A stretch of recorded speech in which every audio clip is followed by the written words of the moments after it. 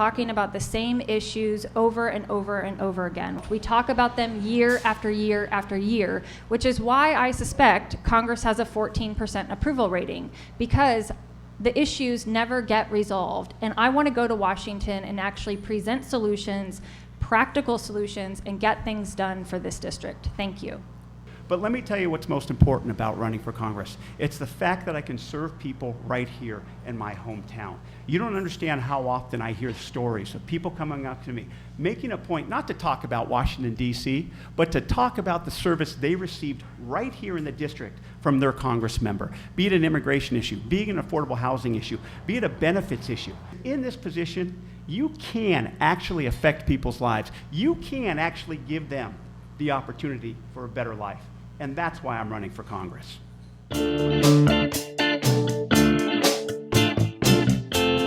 There is a clear and present danger that we are having to confront, not just here in our country, but obviously in the Middle East as well.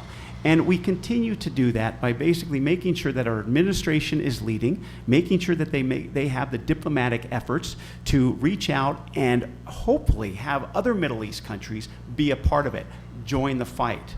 And then we need to make sure that we continue to focus on the high-value targets as they were doing. We currently have a misguided foreign policy, and we have an absence of a national security strategy. What I would like to see from the next president, and I haven't heard this from any of the candidates, is an articulation of our national interests. I would love for someone to say, and I can tell you what I think they are, but I would love for someone at the presidential level to say what our national interests are, what we stand for as a nation, and what it is we are willing to fight for and defend. And we need to make sure that we let people in Washington, D.C. know about the missions here. Look, when we want people thinking about, when they think about the future of our military, they're thinking about Monterey County. That's what it comes down to, and that's the message that all of us have to get out there. The truth is, last April, DoD did a capacity study of all of the bases that they have all over the world. And then in May, they reported the results of that study to Congress. And what that report said was that in the educational category, so in the schoolhouse category, they have 44% overcapacity.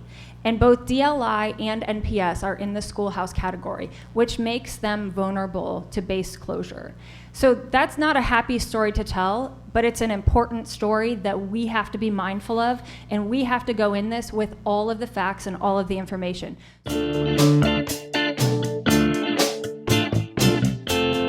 And when you go out there and you speak with farmers and farm workers, it's comprehensive immigration reform. Not just one bit, not just picking it apart here and there. It's making sure that it's comprehensive.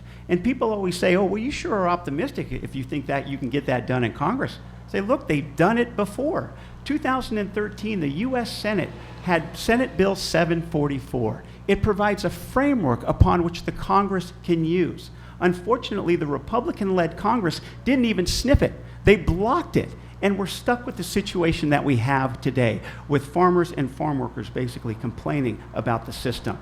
I disagree with my party. I'm the first one to admit that. There are lots of areas where I disagree with my party. Unlike my opponent, who has been quoted as saying, there is nothing he disagrees with Hillary Clinton on. Nothing.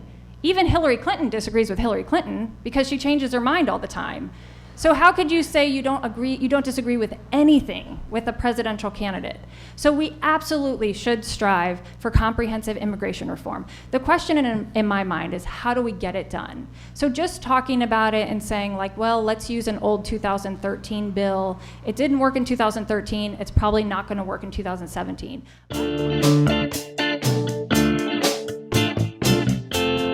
fact, I believe completely that if this were Jimmy Williams sitting here, he wouldn't be sitting here. He's sitting here because his name is Jimmy Panetta. And I'll tell you, I have been told over and over and over again that I'm a great candidate, I know the issues, you know, I'll really represent this district, being open-minded and not partisan. But this is locked up for Jimmy. That's what I'm told over and over and over again. And you know what my response is every time? I smile and I say, no, this can't be locked up for Jimmy. We live in a democracy. We live in a country where anyone can run for office, and you get to choose who your representative is. This isn't about political connections. This isn't about what your father accomplished or the stories that you can tell from 30 or 40 years ago. This is about what you have done and what you will do. And when you look at my background, when you look at the qualifications that I bring to this seat, I will make the argument today and every day that I am more qualified than my opponent for this seat. And I ask for your vote because this isn't about Jimmy or me. This is about what we stand for as a nation. And I believe what we stand for as a nation is opportunity for everyone.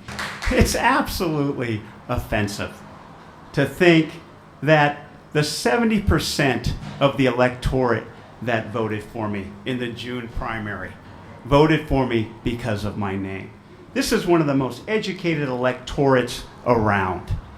They did not vote for me because of my name. They voted for me not because of Panetta, but because of Jimmy. And let me tell you, in my household, they always told us, it's not about your last name, it's about your first name.